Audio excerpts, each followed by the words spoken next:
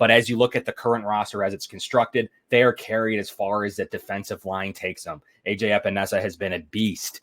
He has been much overlooked last year, and we talked about his numbers being really good, being really like starter level numbers. And then you look at this year where he's only compounding the fact that he has been a fantastic football player, and one where you look at him on the sideline with the oxygen mask and you're like, when is he getting back in the game? Because he's that important to this game to have on the field. So, and then the emergence of Kingsley Jonathan, a guy that snuck on the roster. I had him in my roster projections. He keeps playing well. 5 pressures, one of the highest rated players out of the game for the Bills. That defensive line rotation is still sick, even though DaQuan Jones was playing at an elite level. He was unblockable. He was winning in double teams. His pass rush win rate was through the roof. He's one of the best. He was on his way to all pro through 4.5 weeks.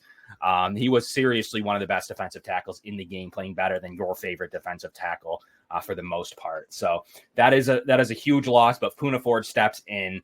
Could we have an addition there? I don't know. They still have 4 defensive tackles and 5 defensive ends. I don't know that you see anything on the D-line right now happen. But, Mike, there is a lot to like about the Bills' defensive front. However, the elephant in the room, the loss of another All-Pro in Matt Milano, that's a topic I want to ask you about. Are you more worried?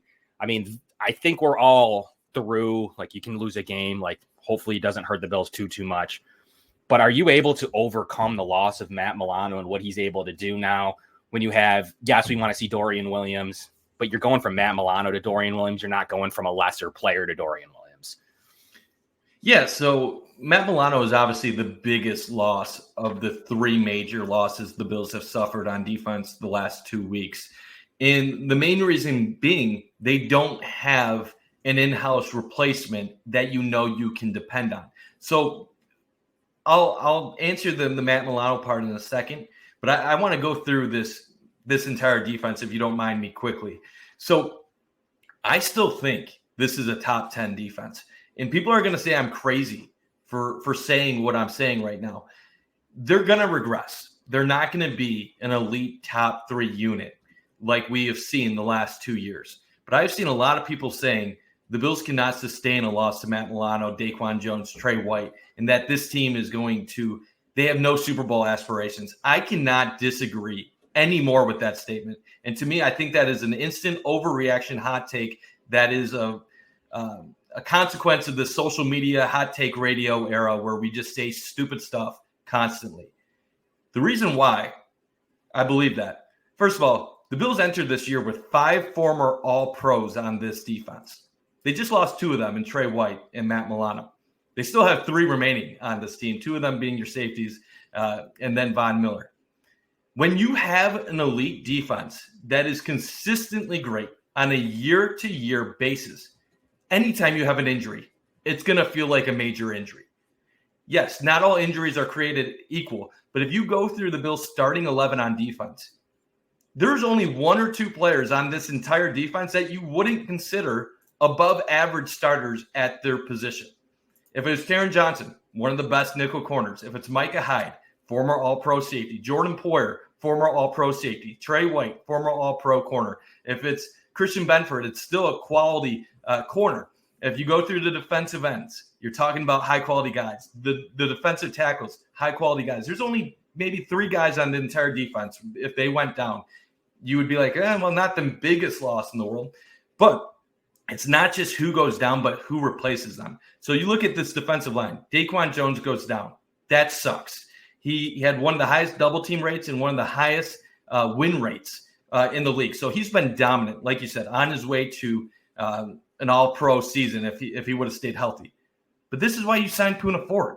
I'm not saying that Poona Ford is going to replace the production of DaQuan Jones, but this is a guy that started 63 of his previous 65 games with the Seahawks the last 4 years. He's a guy that graded out prior to last season in the 70s and low 80s on Pro Football Focus. He's a guy that was considered an above average D tackle. You still have Jordan Phillips. You still have Ed Oliver, Tim Settle. Ed Oliver is playing at a Pro Bowl pace right now. He already has 4 sacks, which is second in his career, with 12 games left in the regular season. You look at the defensive ends. You have 4 starting defensive ends on this team right now. Leonard Floyd already has 5.5 sacks. He's on pace for a career high in sacks. You have AJ Epineza with 3 sacks, an interception returned for a touchdown. He's on pace for a career year. You have Greg Rousseau, who would have been double-digit sack guy last year, who's off to a tremendous start this season. He's day-to-day. He'll be back sooner than later. Von Miller's coming back from injury. He's going to be good.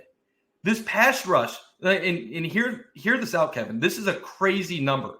The Bills already have 21 sacks through 5 games. They are on pace for 70 sacks this season. 70. 50 is a crazy number. 50 is a great number. They are on pace for 70 sacks. And granted, they're probably not going to get to that number, but they're going to get a lot of sacks. This pass rush is elite. And when you have an elite pass rush, you can get by with having a lesser secondary or lesser linebackers. But this is the part why I still think they're going to be good. The secondary still is quality. Tre White is good. He's a great player, but Tre White was not Pro Bowl Tre White anymore. He was very good Tre White, but not Pro Bowl Tre White. Dane Jackson has started 20-plus games with the Bills over the past 2 years. Christian Benford has shown that he is a good player. Everybody freaking out about last week realized Christian Benford wasn't on the field. Greg Rousseau wasn't on the field. They were missing a lot more than just Milano and DaQuan Jones. Communication is key in the secondary with Poyer and Hyde. If you have a secondary of Poyer, Hyde, Benford, Jackson, and Taron Johnson, you're still going to be solid back there. You're still going to be solid. So what it all comes down to is linebacker play. What are you going to get out of Dorian Williams or Terrell Dodson, whoever fills in for Milano? It's going to be a noticeable drop. But is that the type of drop that gets you from being the third-ranked DVOA defense to being a bottom 10 unit? No, they are not dropping from number 3 in the league to the bottom 10. This is, I think, worst case, they're in the 10 to 15 range defensively throughout the rest of the year, with the roster being the way it is right now at this point. And this is also why they drafted Dorian Williams. We were talking all offseason about how athletic he is. He is an athletic freak. He was 88th percentile on RAS, similar to Terrell Bernard. He runs a 4.49. He has the speed and athleticism to keep up. Now what he needs to do is get coached up and comfortable. And if you're going to be dealing with injuries as a premier football team, it is way better to be dealing with these issues week 5, week 6 than week 15, 16. This gives the Bills ample time to see what they have in these guys and try to address the problem and come up with solutions. The next 3 weeks, the Bills play the Giants, they play the Patriots, and they play Tampa Bay.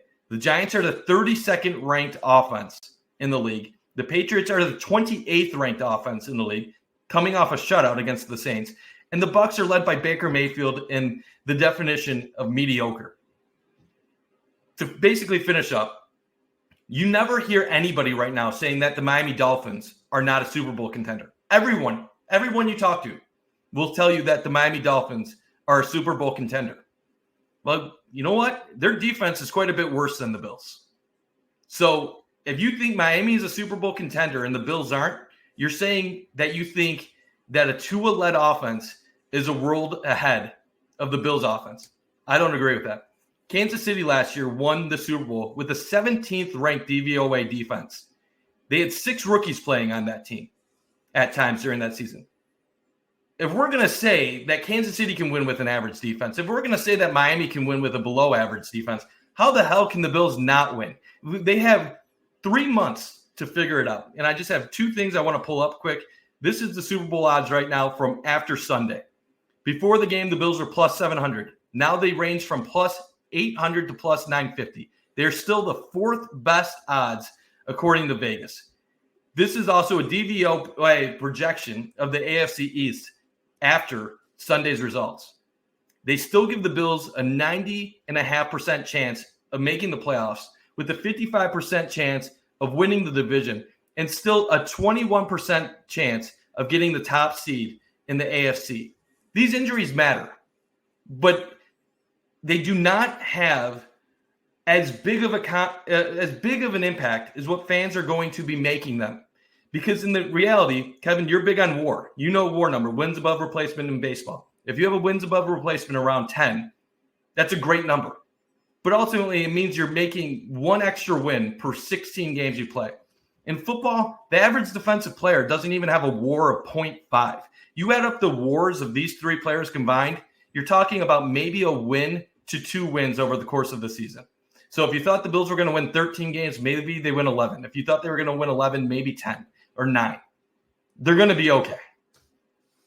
Well, you started going single digits there, so you're starting to lose me a little bit. I mean, I don't know what the exact WAR numbers were, but the point being, the secondary is going to be okay as long as they don't sustain another injury and then have to have Kyer Elam play a bunch.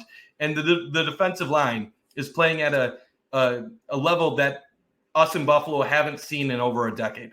So the big question is there someone that can just play adequately at outside linebacker?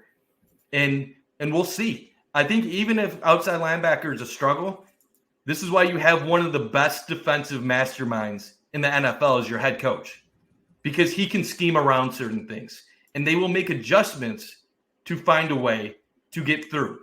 And I'm even saying worst case scenario, say the Bills defense does fall to 20th in the league, which I think is way further than what it will drop overall. You still have Josh Allen as your quarterback. I don't think fans of the Patriots, fans of the Chiefs, fans of the Colts or the Broncos in the last decade when they had Peyton Manning, when fans of people that have Tom Brady or Patrick Mahomes, I don't think they're looking at it as, damn, we had a few defensive injuries. Now we can't win a Super Bowl. They're looking at it as like, okay, offense, carry the load now. Get it done.